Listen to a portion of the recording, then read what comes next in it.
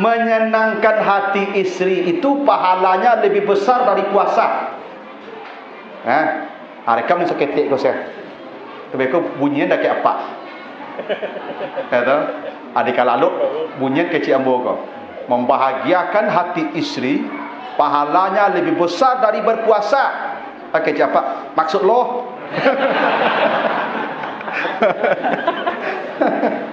Nah,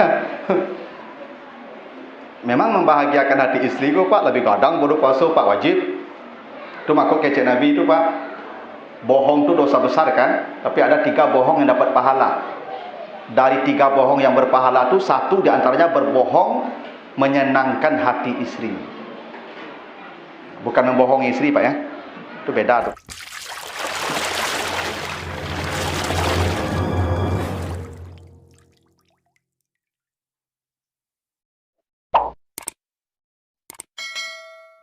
Baiklah Ibu yang saya muliakan. Ini kalau kita bicara tentang Nabi Muhammad, itu tidak cukup waktu 1-2 jam Bapak Ibu. Bahkan 1-2 hari pun tidak cukup. Kita mulai saja dari nama beliau. Bapak ya. Nabi kita tu namanya Muhammad. Begitulah dalam Al-Quran disebutkan minimal 4 kali kata itu muncul. Maka ada satu surat namanya surat Muhammad. Ya, Muhammad itu arti harfiahnya sesuatu yang dipuji. Namanya isim maf'ul, kata sifat itu, adjektif, sesuatu yang dipuji. Sesuatu yang dipuji itu ada 2 namanya, ada 2 katanya dalam bahasa Arab. Ada Mahmud, ada Muhammad. Dua-duanya sama-sama isim maf'ul. Jadi ada Mahmud, ada nama orang Mahmud juga Pak ya. Sama artinya tuh, yang dipuji. Tapi Allah tidak memberi nama Nabi kita dengan Mahmud, tapi diberi nama Muhammad. Bedanya apa? Kalau Mahmud itu namanya mujarad. Mujarad itu standar, sekali saja dipuji, namanya Mahmud. Kalau Muhammad itu namanya mazid, plus taksir maknanya.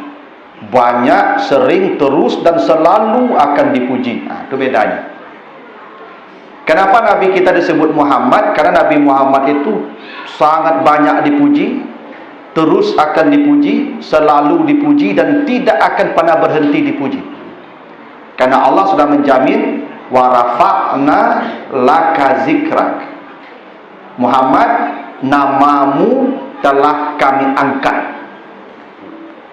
Setiap nama Allah disebut, selalu nama Muhammad disebut. Asyhadu an la ilaha illallah Muhammad sallallahu. Asyhadu anna Muhammadar Rasulullah. Selalu begitu. Setiap ada nama Allah disebut, ada nama Muhammad disebut. Bahkan kubah-kubah masjid pun dibuat Allah di atas itu tulisannya, ada tulisan Muhammad di samping itu.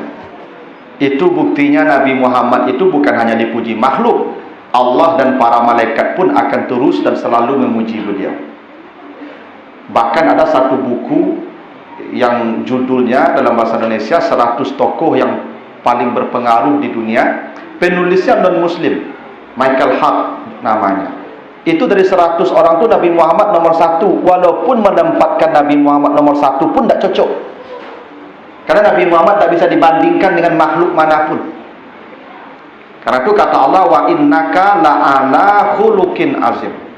Engkau Muhammad di puncak akhlak. Kalau dibandingkan dengan yang lain, bukan ala namanya itu. Nabi Muhammad itu di puncak. Nabi Muhammad itu terpujinya Bapak Ibu bukan hanya sejak jadi Nabi, sejak dilahirkan sudah menampakkan sifat-sifat mulia.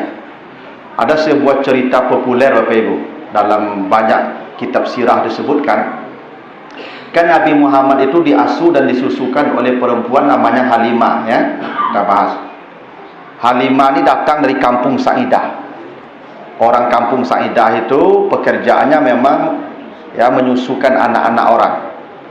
Ya, karena memang dulu dalam tradisi Arab anak ini memang disusukan oleh orang lain.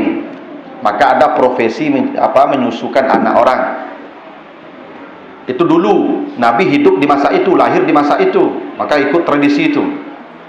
Nanti setelah Nabi jadi Rasul, turun Al-Baqarah 233. Tak boleh lagi.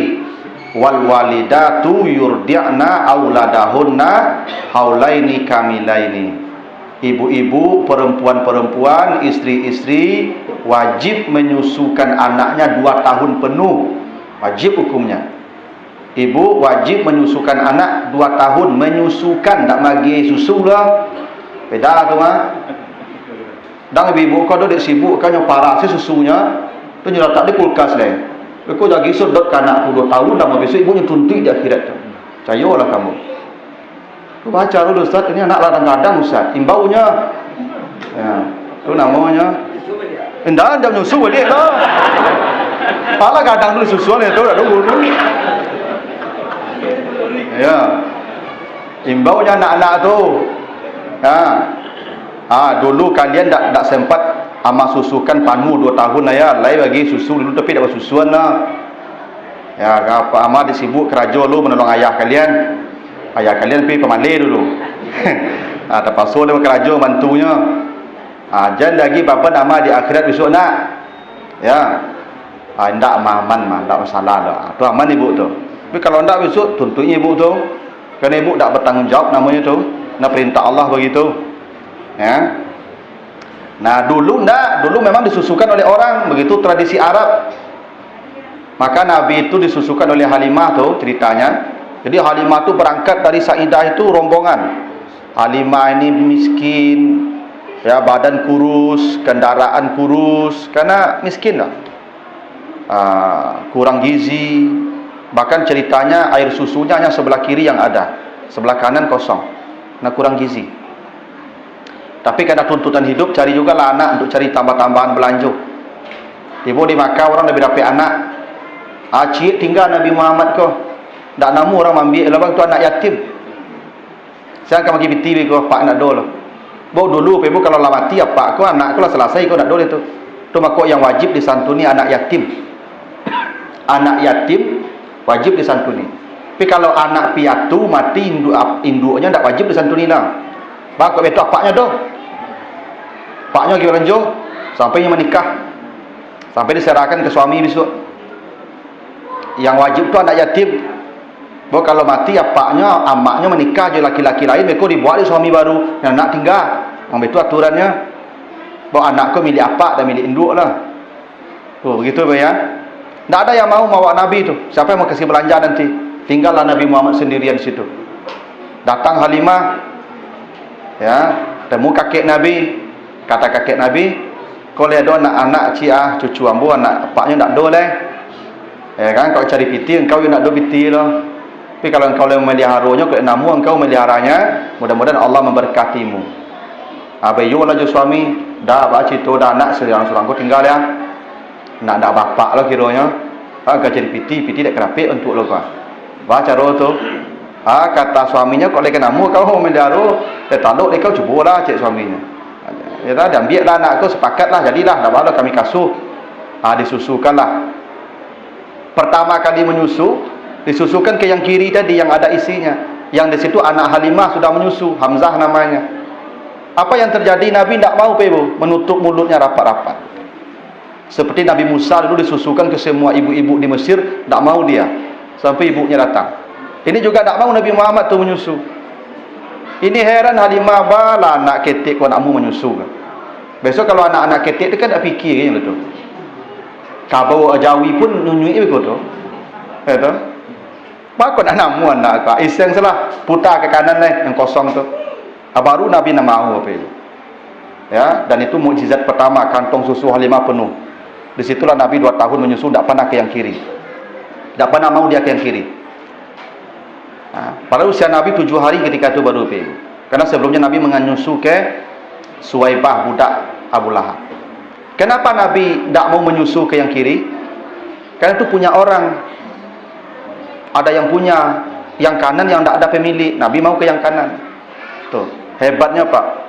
Nabi itu umur 7 hari bisa membedakan punya orang yang punya awak. Tuh hebatnya Nabi. Awak kadang-kadang tak beda loh Pak. Ya. Itulah bukti Nabi Muhammad itu Muhammad terpuji. Nah Bapak Ibu, keterpujian Nabi itu tidak bisa dijelaskan dengan kata-kata. Saking hebatnya akhlak Nabi, sehingga Allah harus memberikan taukid berlapis.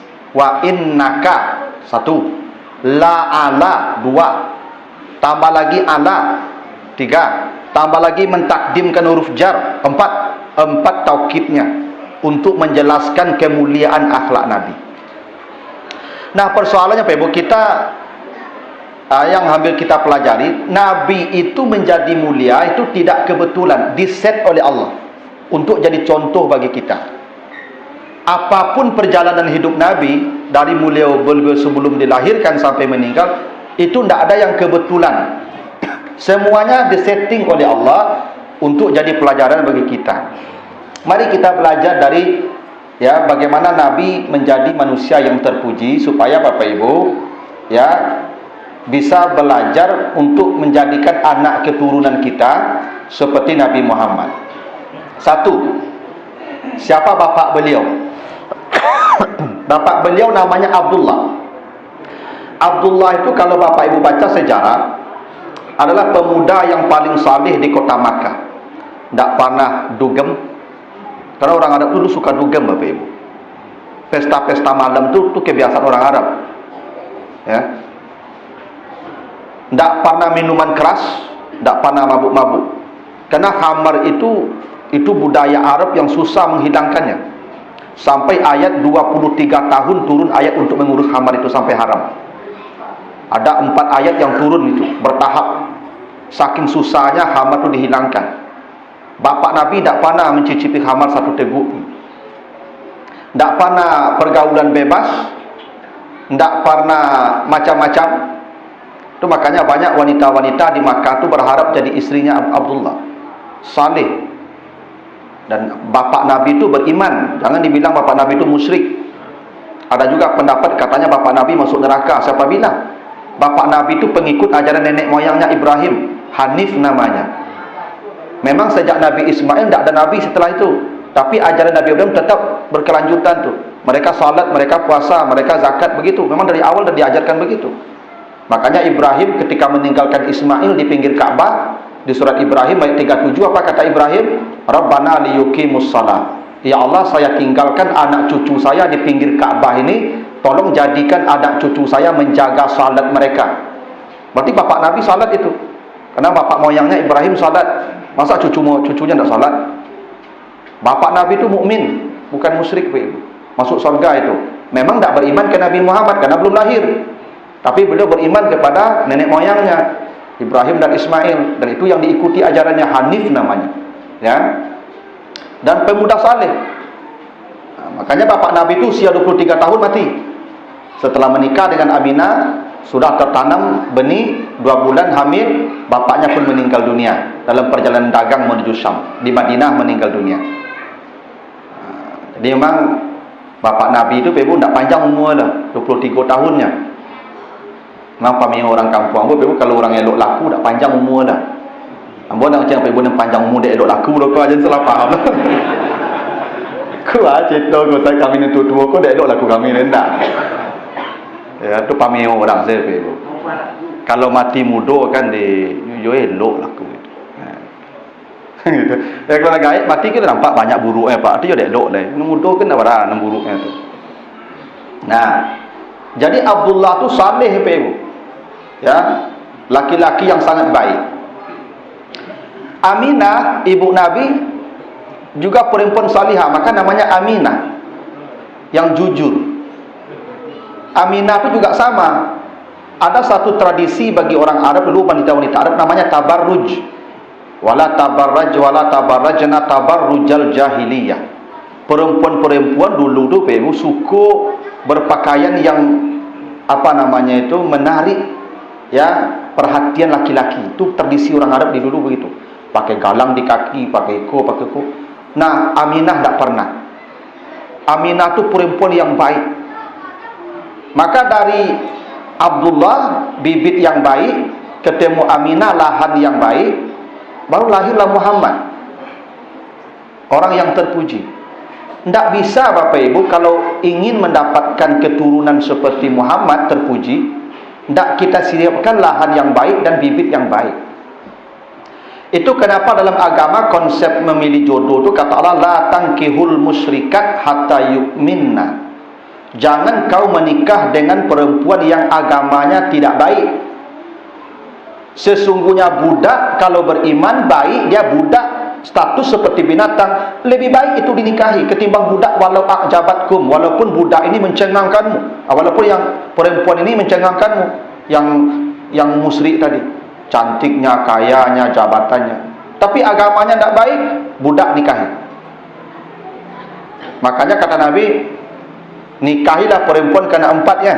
Tungkahul mar'atu li arba'in, nikahi perempuan karena 4. Li jamaliha karena cantiknya, lima liha karena kayanya, ya, lihasabiha karena keturunannya, lidiniha karena agamanya. Tapi kata Nabi, fazfar bizatiddin, yang paling beruntung yang memilih agama, taribat yadah, dunia akhirat dia bahagia. Itu makanya Bapak Ibu, agama itu nomor 1 ya. Kalau rancak lama ya Bapak Ibu, cantik kok paling hampir 5 ya.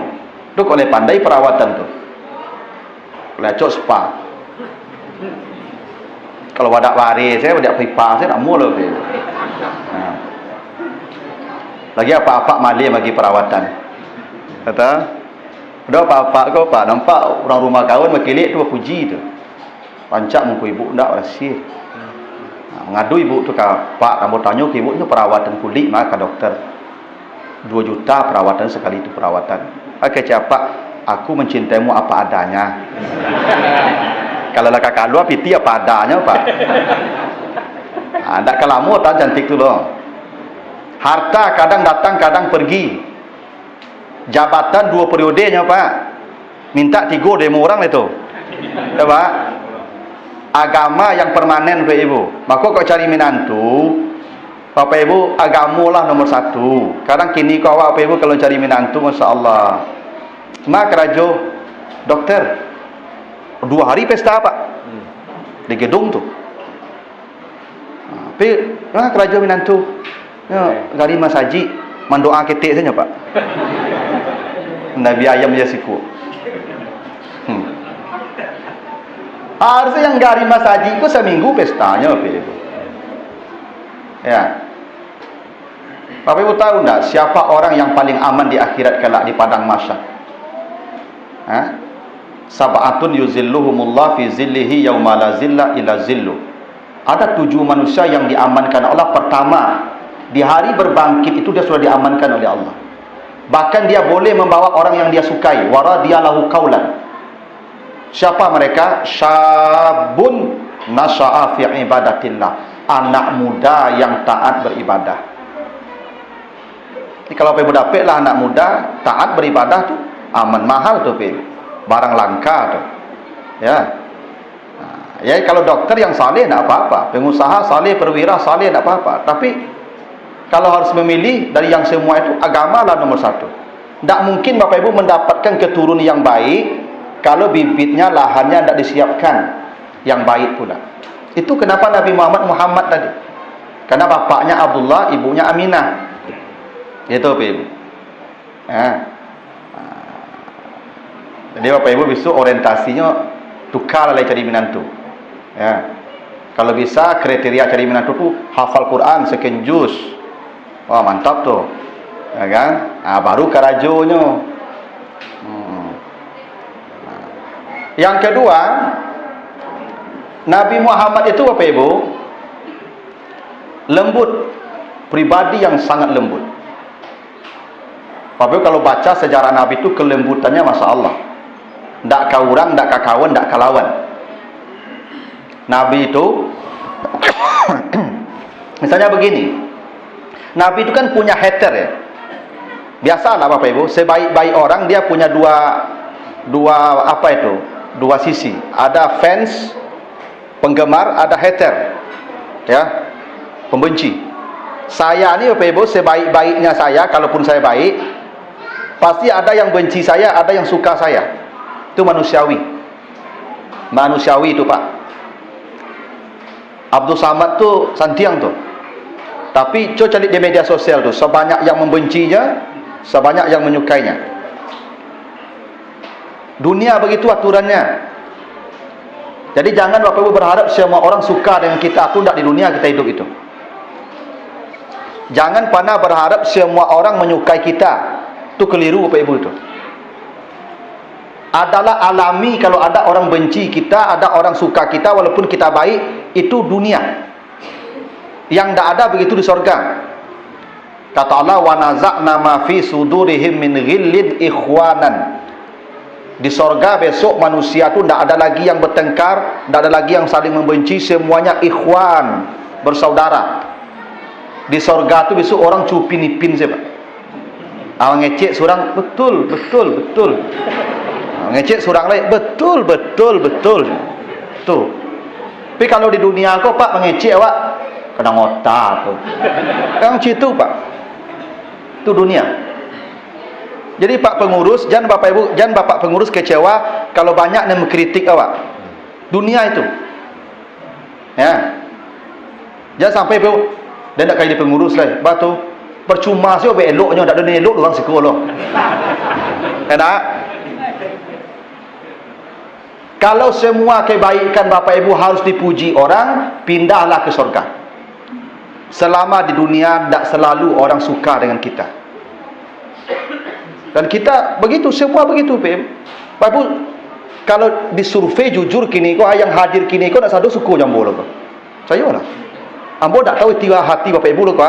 Tapi kok jujur kini kau disurvei kini kau, ambo yakin separuh tak suku jambo.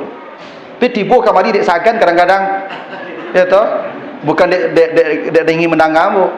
Dan itu dunia. Tak perlu kita kecil hati Nabi Muhammad itu sebaik-baik manusia, tapi pembencinya tidak sedikit. Dan itu risiko kita. Jadi Bapak Ibu jangan ya kita kemudian kalau mohon maaf nih ya kalau jadi pejabat, jadi penguasa, lalu banyak orang yang tidak ketuju mengkritik awak Pak. Lalu berang kecewa Pak. Itu tidak paham dengan dunia namanya itu Pak. Dunia begitu. Memang dari dulu diciptakan dunia begitu. Ya. Tapi Nabi tidak pernah menunjukkan sifat kasar kepada pembencinya sekalipun. Abu Lahab tu ketika Nabi ceramah, ketika Nabi berdakwah itu dilempar dengan batu. Istrinya menebar duri. Abu Lahab, apakah pernah Nabi membalas? Allah kemudian mencaci Abu Lahab. Tabat yada Abi Lahab wa tab. Nabi tak pernah keluar cacian apalagi balasan. Tidak. Kerana Nabi sudah tertanam sifat lembut di hatinya. Orang benci dia tu biasa, tak ada masalah. Abu Jahal menggali lubang dan satu kali dia gali lubang untuk menjurumuskan Nabi ke lubang, lupanya je lubangnya. Ini masuk surang. Nabi sampai mangkit kok tiba dawak sayang itulah engkau perang yang mati yang Nabi tidak. Nabi bergegas angkat sampai di atas, bukannya terima kasih Pak. Kecil Abu Jahal dari tadi banyak masuk dan dapik lah dan tangan sang ni bang beraja sihir ke tak kau tiba dawak ke bantam ke bawah balik tu masuk lang dia ya Pak. Tak pernah Nabi begitu. Senyum saja Nabi. Ya. Nabi pergi ke Taif, dilempar dengan batu sampai berdarah-darah kepala Nabi Pak. Darah kepala Nabi. Datang malaikat Muhammad, angkat tanganmu ke langit, saya hancurkan tu orang. Nabi angkat tangan ke langit tapi bukan berdoa minta dihancurkan. Allah mahdini qaumi fa innahum la ya'lamun. Ya Allah, beri mereka hidayah ya Allah. Mereka menyakiti saya bukan karena mereka kasar, karena mereka tidak tahu saja. Andai mereka tidak beriman, mungkin anak cucunya beriman.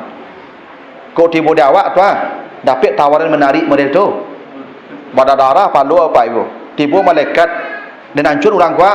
Pakai jawab tandihan. Itu nak. Ya. Nabi tidak apa itu. Itu kelembutan Nabi.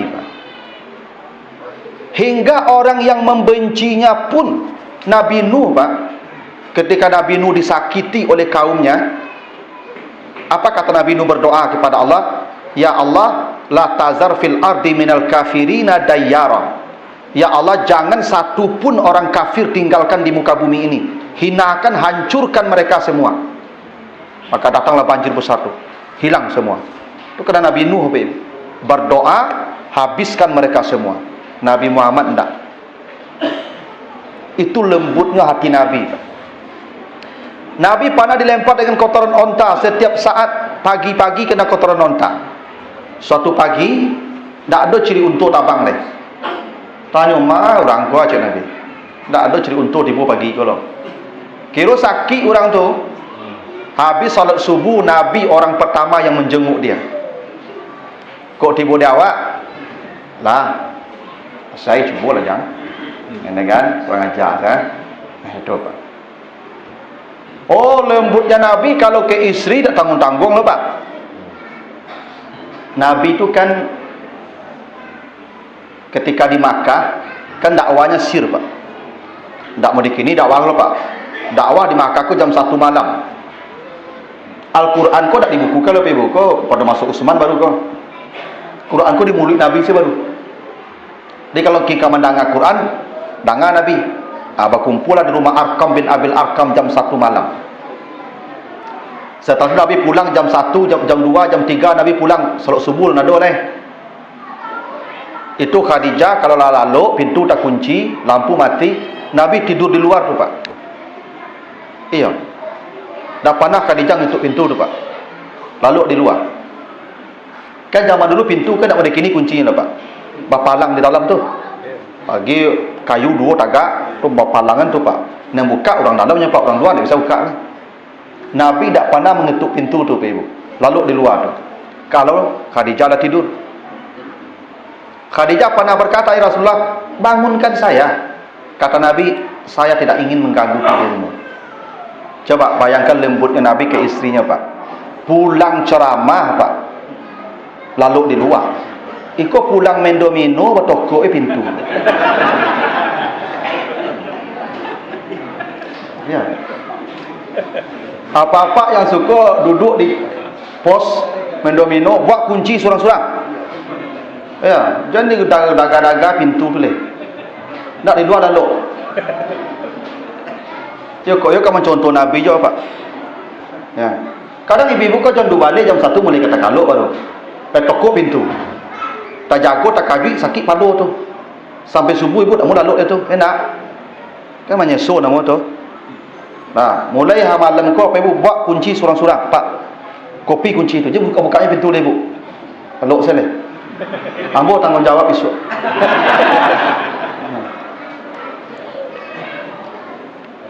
Begitu lembutnya Nabi, tidak mau mengganggu tidur istrinya. Bahkan Aisyah cerita ni Aisyah cerita ibu. Atani Rasulullah zatayab ni hadis ini pernah saya sampaikan di ceramah di pengajian mingguan. Satu kali kata Aisyah, Nabi datang ke rumah saya di siang. Lalu Nabi bertanya, ya Aisyah, hal indakunna syai'? Aisyah, ada tak sesuatu yang bisa dimakan? Jadi Aisyah tu Ibu bercerita, Nabi seumur hidupnya dengan saya tidak pernah bertanya jenis makanan. Lai dorandang, lai gulai ikan. Nabi bertanya, ada tak sesuatu? Sesuatu. Apa saja? Kenapa? Karena Nabi tidak ingin membebani istrinya. Apa sajalah, karak jadi juk. Iko nasa meja sambal batanyo ni tak ada leh. Ya. Ada tak sesuatu? Kata Aisyah, la ya Rasulullah, tak ada Rasulullah, ambo tak masak. Ya. Nabi pulang siang Pak. Aisyah duduk di rumah di pagi Pak. Bila mak saya ngecek tak masak. Apa Nabi marah? Apa jawaban Nabi? Izan inni shaimun. Tak apa-apa. Kalau kau tak masak, saya puasa. Coba hebatnya Pak. Itu ada Sahih Bukhari itu Pak. Tak masak engkau tak ada alu, aku puasa. Itu Itu kemudian jadi hukum. Apa hukumnya? Puasa sunat boleh niatnya siang hari. Misalnya ibu patah selero dari pagi tak mau makan saya dah. Ajam sabale hari dia puasa salah sah. Kalau puasa Ramadan wajib sebelum fajar niatnya. Ya, sah niatnya jam 2 itu. Dengan catatan dari subuh tak makan tak minum lupa. Tapi jam 7 habis lontong sepiring tu beko jam 11 baru niat. Tapi enggak lah tu. Nah, itu hukumnya itu. Tapi yang dicontohkan Nabi apa? Kelembutan ke istri. Sehingga istrinya tidak pernah takut, bahkan mengecian dia pun tidak masak, tak takut. Apa-apa kalau ada murid itu ibu kira-kira pak. Pak pulang siang pak, parit lapar latih pak. Tak dong kena makan pak. Wah tanya kena, "Ba, sambal dia nak masak dah." Ajawi apa? Terima kasih kau rumah di pagi tadi. Dah. Tapi Nabi tidak. Ambo puasa. Sehingga istri-istri Nabi pun tidak pernah merasa takut kalau Nabi pulang.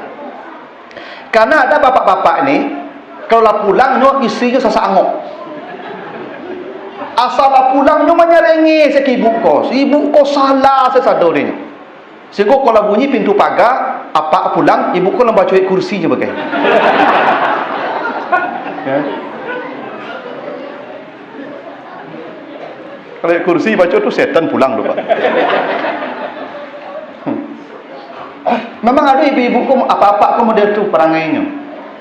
Tak ada kelembutan, asal pulang menyerengi setari. Ya.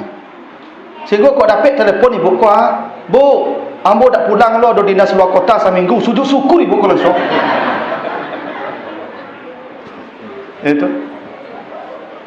Itu kelembutan Nabi tu Pak. Nah, jadi apa-apa kamu contoh Nabi itu lah. Itu dia menyerengi panjangnya ke ibu. Itu. Pulang tak ada makan puasa. Besok pulang tak ada makan puasa dia.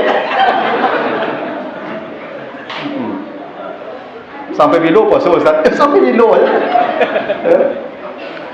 Tapi ibu-ibu jangan bertonggok dari kecil ambo ke besok. Ibu dah masak-masak lah kan. Babu sambal. Tak dengar Ustaz ceramah malam tadi. Aisyah itu. Dan Aisyah yang dicontoh nabinya. Aisyah dicontoh lah. Ya, jadi ibu ambil contoh ke Aisyah. Ini contoh dari Nabi begitu. Tak hebat Nabi itu Pak. Lembut. Tak ada orang istri pun nyaman senyaman-nyamannya. Lalu kata Aisyah lagi, Nabi datang lagi keesokan harinya. Lalu saya berkata kepada beliau, "Ya Rasulullah, kad uhdiya ilayya his." Saya diberi orang his. His itu makanan kalau di awak sejenis martabak Mesir lah Pak Ibu.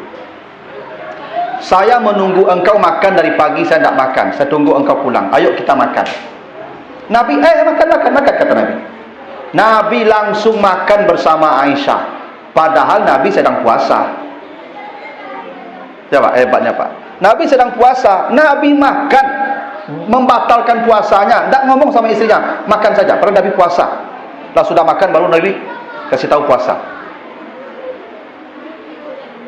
Kenapa Nabi membatalkan puasanya ketika Aisyah majak makan? Karena kata Aisyah, "Ambo menunggu engkau makan dari pagi." Nabi tidak ingin mengecewakan istrinya. Coba ibu bayangkan situ. Ibu dari pagi lah tunggu apa lah sampai siang bertahan lah Pak. Siang pulang apa? "Pak, makan ayah." Dia puasa siapa? Ke cibuk. Tahu dia kau cakap makan tadi ke dia? Itu cibuk ya.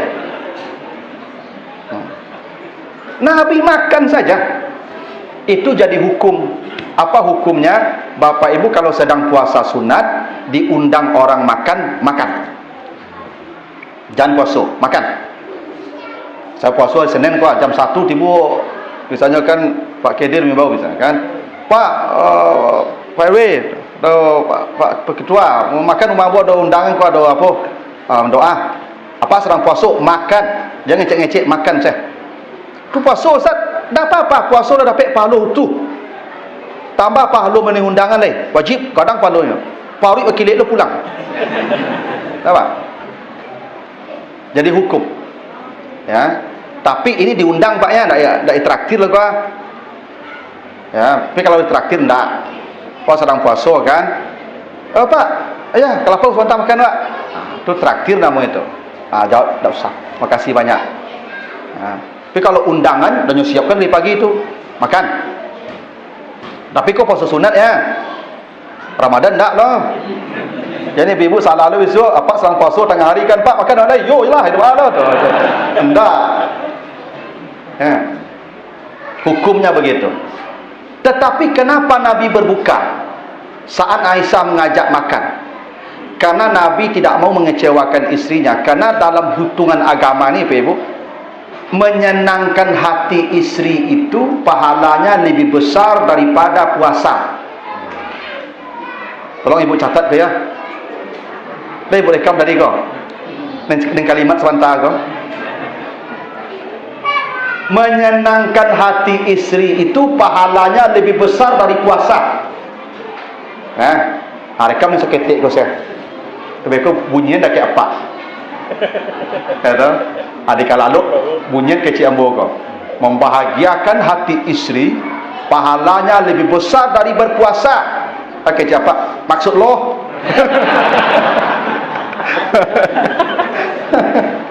Nah, memang membahagiakan hati istri ku Pak lebih kadang bodoh puasa Pak wajib. Itu makhluk kece Nabi itu Pak. Bohong itu dosa besar kan? Tapi ada 3 bohong yang dapat pahala. Dari 3 bohong yang berpahala itu 1 diantaranya berbohong menyenangkan hati istri. Bukan membohongi istri Pak ya. Itu beda tuh Pak. Ya, berbohong menyenangkan hati istri. Ibu kalau masak, ya Pak, masaknya tidak tentu rasa loh Pak. Itu, tapi nyoba tanya kalau Bapak rasanya, ya. Pokoknya Ibu kalau masak, tidak ada 2 di dunia kalau ya. Satu restoran pun bisa tutup sedonya. Itu berbohong nama tu mah. Tapi ya pahala Pak. Begitu lembutnya hati Nabi itu. Aisyah pernah bercerita, ini hadis Aisyah juga. Nabi pernah berkata, "Iza akala ahadukum falayam sayadahu qabla ayyul ika aw yulqa." Kalau kamu makan, kata Nabi, jangan cuci tangan sebelum dijilat atau dijilatkan orang. Sunnah Nabi begitu Pak. Kalau makan jangan cuci tangan jilat atau dijilatkan orang. Kenapa dijilatkan orang? Kata Aisyah, Nabi kalau makan dengan saya, sering tangan saya dijilat Nabi. Ibu pernah nampak contoh di rumah? Cuba lah kata kali. Ambo dia cuma cuba lah Pak. Cuma nak mau tahu hadisnya. Ya cuba lah. Ya. Tapi saya nampak dengan gaya jadi mengku cucu. Bawa nampak di cucu, beko kecil cucu. Oh ni kan perangai enggak kira. Akan lama deh kau jadi. Gitu kan? Ya. Begitu. Tapi ibu jangan rancak-rancakan. Saat yuk sudah makan Pak. Sunnah. Ya. Kalau mau Bapak alhamdulillah. Kalau enggak jadi imbau lo. Yuk sudah makan berdeko panjang lo.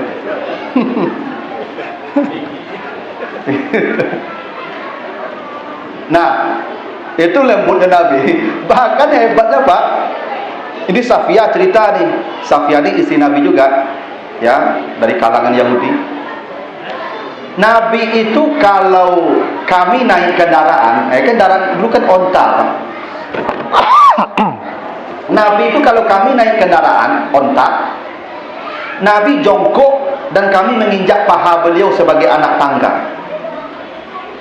Coba hebatnya Pak. Nabi itu kalau naik kendaraan istrinya Pak, Nabi jongkok dan istrinya menginjak paha beliau.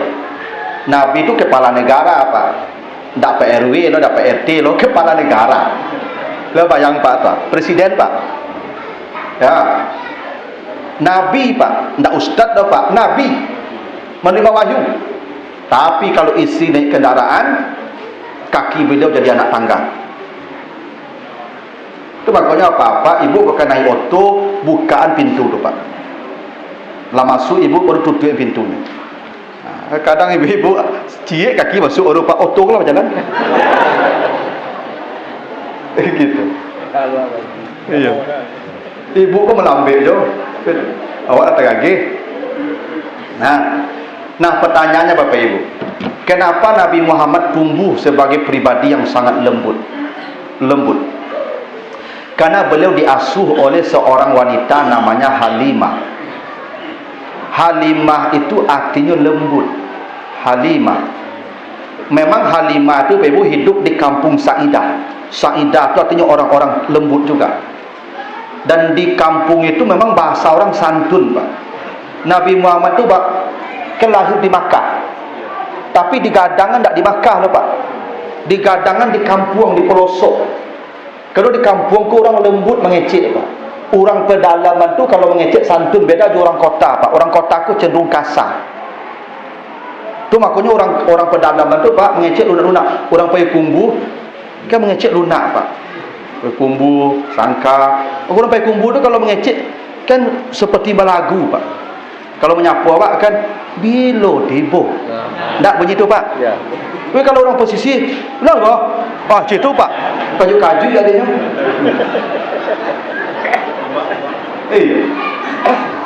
Jadi di kampung Sa'idah tu orang lembut sadonya Pak. Halimah tu lembut. Sama lembut Pak. Maka namanya Halimah. Ibu-ibu kalau ingin anak-anak kita punya kepribadian yang lembut, memang di rumah tu harus ada Halimah. Halimah harus ada. Kamu sibuk Ustaz, tidak apa-apa. Carikan level itu, mohon maaf, pembantu tu Halimah. Tu Maryam juga tidak diasuh ibunya, tapi diasuh Nabi Zakaria. Nabi yang ngasuh dia.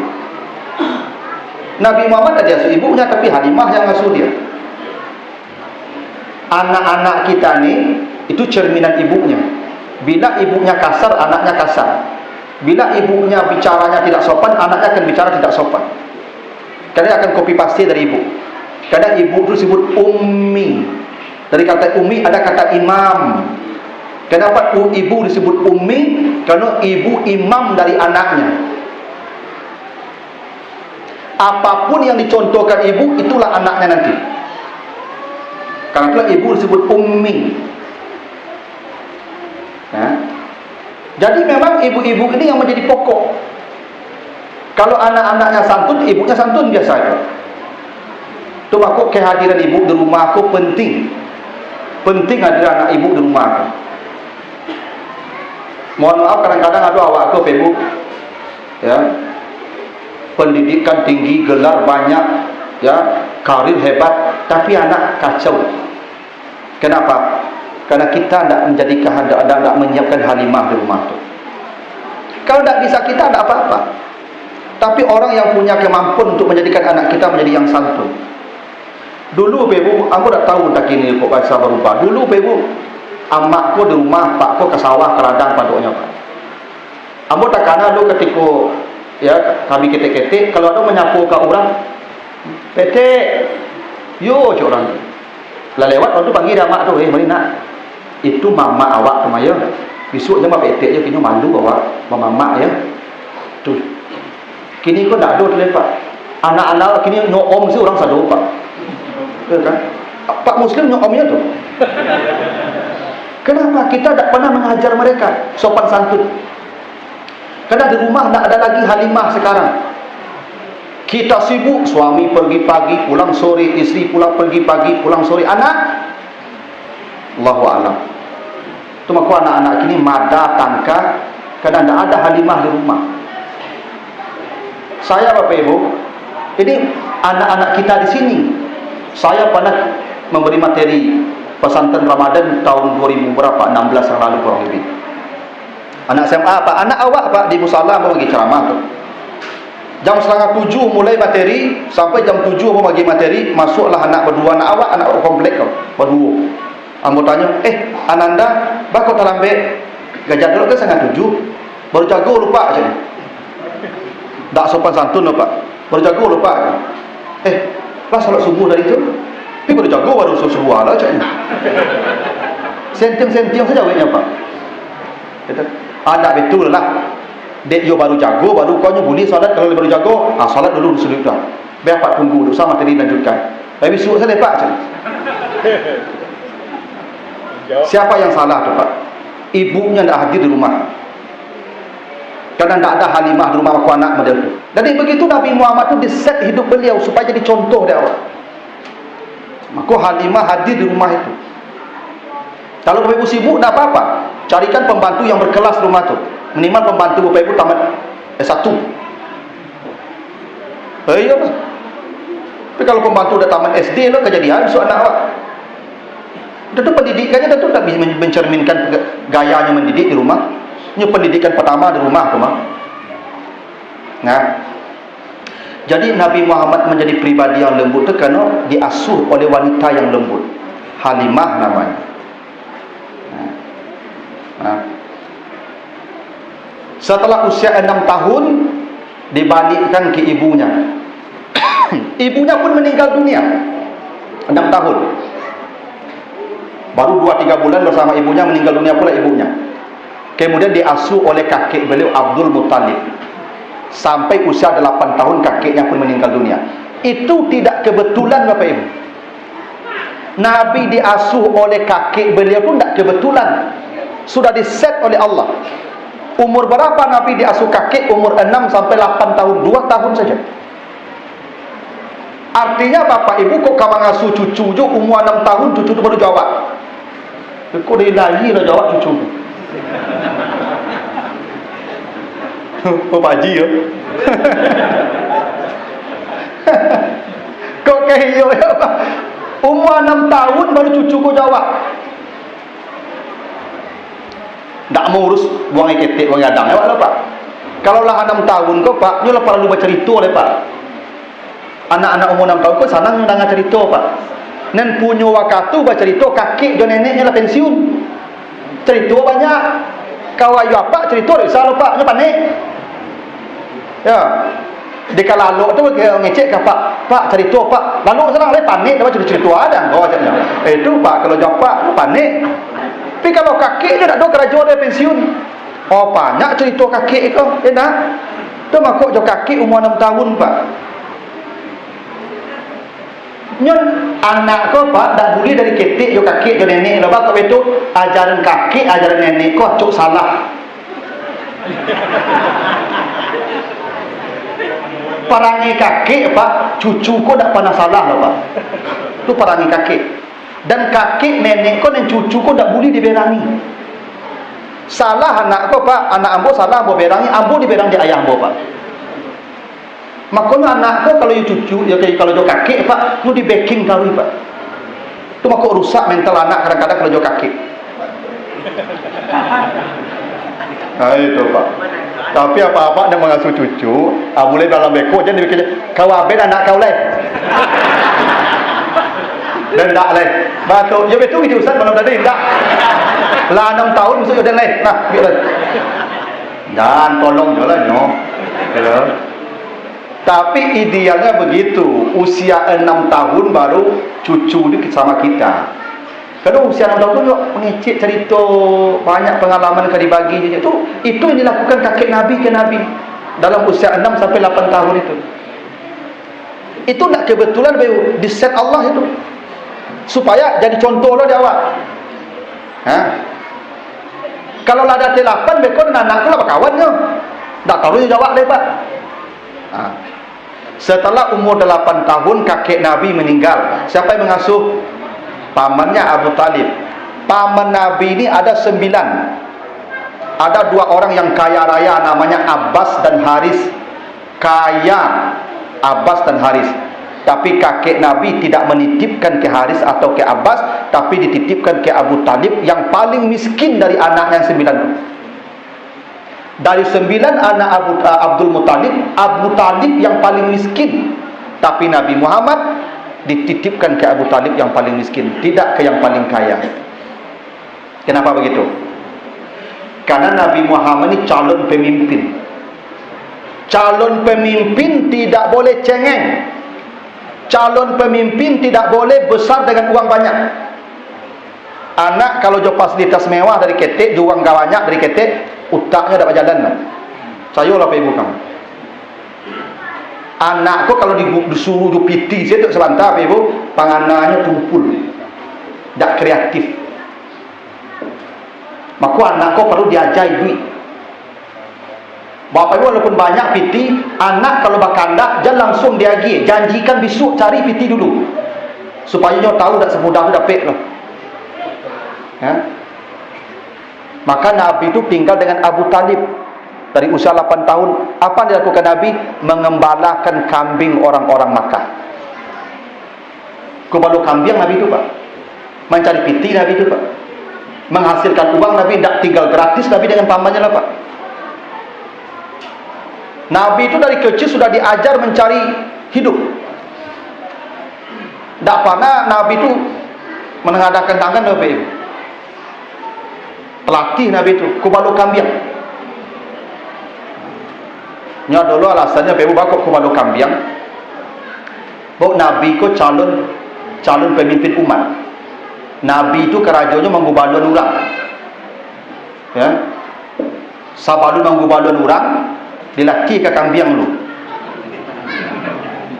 Nyo perangai orang ko mirip.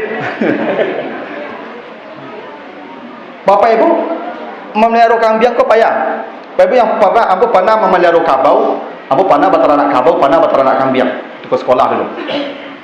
Kabau kok Pak kan kadang-kadang badan tu Pak. Apa kalau masuk kabau ke kandang walaupun enggak serapiku gampangnya 5 minit sudah. Elo induk gadang itu. Begitu masuk induk gadang tu, masuk sadon aja. Murah melo kabaunya Pak. Manyu barang batang air, elo induk gadang itu, lain ikui. Kok kambing cobalah masuk ke kandang Pak. Dapet kok nyak tabang, dapet nyak lari, dapet kok nyak lompet. 5 ikut kambing Pak 2 jam bisa dah sudah. Kalau tak sabar tu apa sifat sih kambing sadole mah bampuk sini. Orang mirip-mirip gitu. Majak orang kena elok tu sama je masuk kambing Pak. Aku tahu mana Pak, aku ceramahkan kamari ke masjid Pak.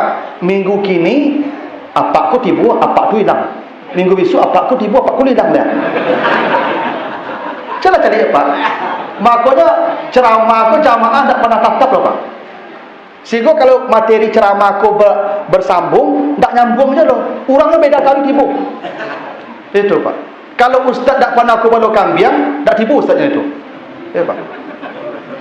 Untung bukan aku balu kambing Pak, jadi ambu apa? Ya. Maka Nabi dilatihkan ke kambing kalau memelihara kambing aku perlu kesabaran Pak. Jadi jadi pemimpin kalau pernah aku balu kambing, sukses jadi pemimpin tu. Kalau pahamnya Pak perangai manusia aku. Itu maka Nabi Ibrahim ku balu kambing kan? Nabi Musa ku balu kambing, Nabi Syuaib ku balu kambing Pak. Kan unta banyak di Makkah tu. Mau Nabi nak ku balu unta Pak. Bakok kambing itu tak kebetulan tu Pak, di set Allah. Kan semuanya diatur Allah. Allah Bapak, alam yajidaka yatiman fa'awa, wa wajadaka dalan fahada, wa wajadaka ailan. Itu semuanya diatur Allah. Tak ada yang kebetulan. Ya. Di samping Nabi itu menunjukkan kejujuran yang luar biasa kalau kambing Bapak. Bok kambing punya banyak Pak. Bisa je dijual siku Pak, bisa dibakar siku, tak tahu orang loh Pak. Nabi tidak pernah melakukannya Pak. Sebanyak apa masuk, sebanyak itu keluar. Sebanyak itu keluar, sebanyak itu masuk. Nabi tidak pernah membawa kambing masuk kalau tidak kenyang. Itu hebatnya akhlak Nabi itu Pak. Tidak pernah Nabi memasukkan ke kandang kambing yang digembalakannya kecuali kambing itu semua kenyang. Seperti Bodawak kan tidak Pak. Allah sorry masuk lagi, kenyang tak kenyang terserah lah. Nabi tidak Pak. Itu kenapa Nabi itu kebalu kambing. Ya. Jadi dari kecil Nabi itu terlatih dengan kehidupan. Tak manja Nabi itu. Jadi anak-anak aku Pak perlu diajar itu. Sebenarnya. Perlu diajar mereka mengerti dengan hidup. Tak semudah tu mencari piti tu. Makanya ambo Ibu kalau ada mahasiswa ambo tinggal di masjid, ketika pertemuan pertama tu bersurvei tu bertanya tu, "Pak di mana tinggal?" Di masjid Pak. Mah masjid tu. Lambo catat ambo dapat B langsung tu. Asal tinggal di masjid ambo bagi B langsung tu. Tapi tak musabik kenyo kot dibunya leh.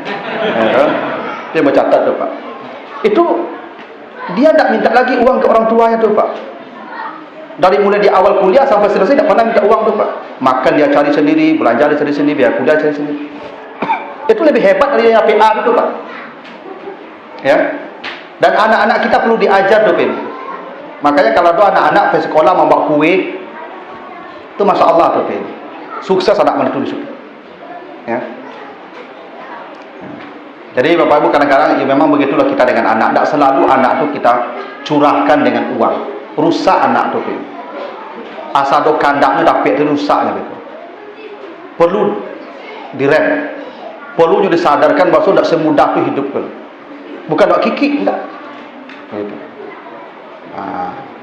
Jadi apa yang terjadi pada Nabi itu sampai pribadi Nabi sebegitu hebatnya, itu semua sudah diset dan diatur oleh Allah. Subhanakallahumma wa bihamdika, asyhadu an la ilaha illa anta, astaghfiruka wa atubu ilaika. Assalamualaikum warahmatullahi wabarakatuh.